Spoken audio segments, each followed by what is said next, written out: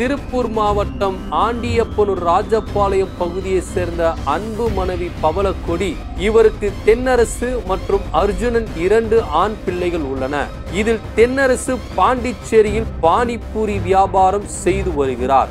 இந்த நிலையில் கடந்த புதன்கிழமை பானிபூரிக்கு தேவையான மசால்களை வீட்டில் அரைத்து கொண்டு வீட்டை பூட்டிவிட்டு அவருடைய தாயாரான பவளக்கொடியிடம் சாவியை கொடுத்து சென்றுள்ளார் தென்னரசு.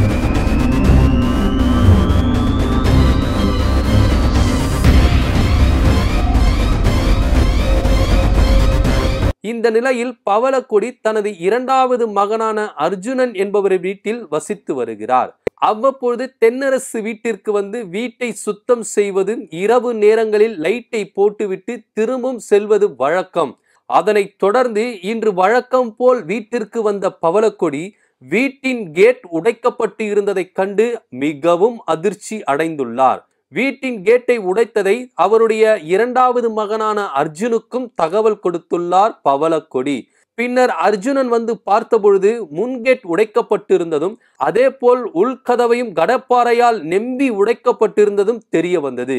இது குறித்து பாண்டிச்சேரியில் இருந்த தனது அண்ணன் தென்னரசுக்கு தகவல் தெரிவித்தார் அர்ஜுனன். உடனே விரைந்து வந்த தென்னரசு வீட்டில் இருந்த பீரோவை பார்த்தபொழுது பீரோவில் வைக்கப்பட்டிருந்த 30 சவரன் தங்க நகை, 1/2 கிலோ வெள்ளி மற்றும் 80,000 ரூபாய் ரொக்க பணம் ஆகியவற்றை மர்ம நபர்கள் திருடி சென்றது தெரிய வந்தது.